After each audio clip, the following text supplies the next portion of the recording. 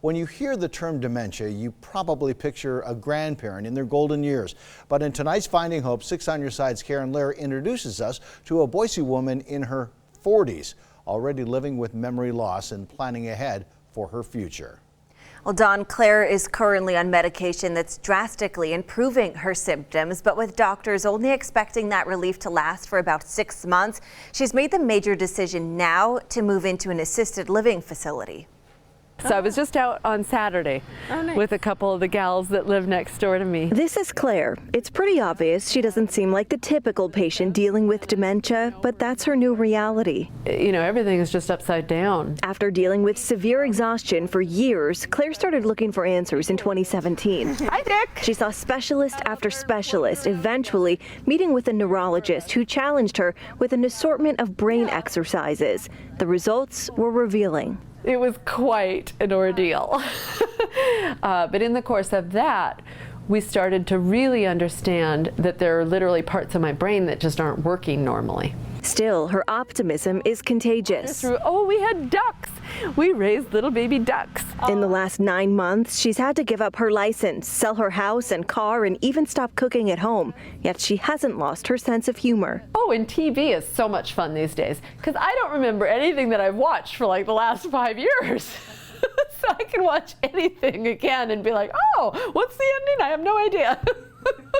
Claire used to travel the country for a living as a senior editor for a travel magazine, but at the age of 48, she's now getting ready to move into an assisted living facility. It's important to be someplace where you can be safe. And I will be going there at my age and going, I've got stuff to look forward to this week.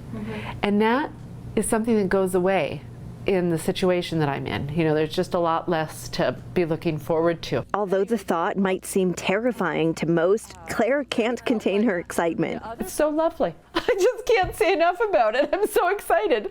And I won't have to worry about anything, you know? Claire knows it's best she make the decision to move herself now rather than wait until she's no longer able to think for herself. If you don't make those choices to put yourself in the best situation possible while you can think it through, you end up staying too long where you are. And then when you get jerked from where you want to be, because you have to be someplace else, it's much harder. Although she often loses her train of thought, Claire says she feels empowered when loved ones chime in to help, and the more patience caregivers can offer, the better for everyone involved. Because if people are impatient with us, then we get more stressed and we get less and less able to handle our own stuff. So.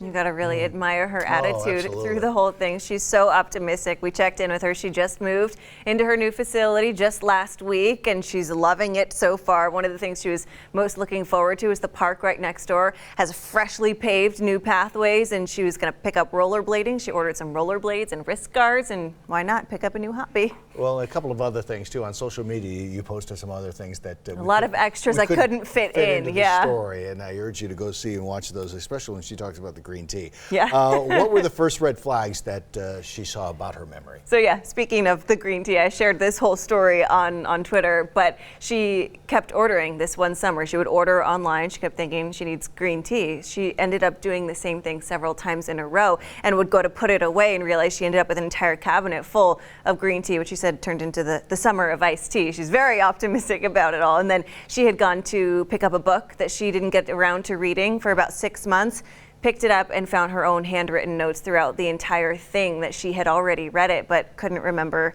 anything in it. That's sad, but I tell you, her laughter is very contagious. Yeah, she was incredible to me. She's awesome. All right, thanks, Karen. Great story. Well, if you want to join us to the Walk to End Alzheimer's, we'd love to see you. It's Saturday, October 5th. Registration starts at 10 a.m. at Kleiner Park in Meridian. There will be a ceremony at 11 o'clock, and the walk will start shortly after at 11:30. You can join the 6 on Your Side team or make a donation online. We have all that information waiting for you at 6onyourside.com.